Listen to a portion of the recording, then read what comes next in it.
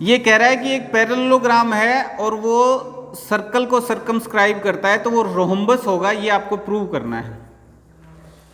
Parallelogram में क्या होता है, अपोजिट साइड्स इक्वल होती हैं, सिर्फ अपोजिट साइड्स। रोम्बस में सारी साइड्स इक्वल होती हैं। ये बना मान लीजिए A B C D. A B C D एक पैरेललोग्राम है, तो A B parallel to C D है और A B equals to C D है। आपको ये तो अपोजिट साइड्स हो गई। एडजेसेंट साइड्स ए बी के एडजेसेंट कौन सी होगी, ए डी या फिर बी सी। तो आपको प्रूव क्या करना है, A B equals to A D prove कर दीजिए या फिर A B equals to B C prove कर दीजिए। फिर सारी साइड्स क्या हो जाएंगी, इक्वल हो जाएंगी। क्योंकि ये पैरेललोग्राम है तो A B equals to C D है और A D equals to B C है। अब अगर आप इनको इक्वल कर देते हैं, A B equals to A D या फिर C D equals to B C, तो ये सारी साइड्स इक्वल हो जाएंगी। ये पॉइंट हो गए P, Q, R and S। A point से टेंजेंट हैं AP और AS, तो मैं इसको लिख लेता हूं AP is equals to AS, ठीक है। दूसरा B से टेंजेंट्स हैं BP plus BP equals to BQ, ये लिख लिया मैंने।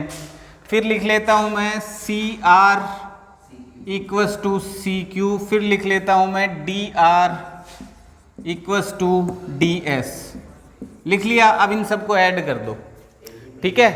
AP प्लस BP ये हो जाएगा AB, तो AB plus CR plus DR, CR plus DR हो जाएगा CD इक्वल्स टू AS, कहाँ है AS, AS प्लस DS ये हो जाएगा AD इक्वल्स टू प्लस दूसरा BC आ जाएगा।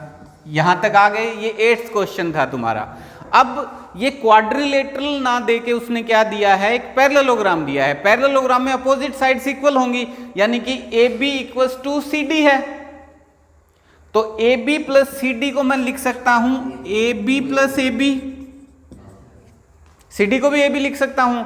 इसके एडजेसेंट साइड AD है, तो यहां AD प्लस BC को भी मैं AD लिख सकता हूं। क्यों, क्योंकि BC is equals to AD, it is a parallelogram.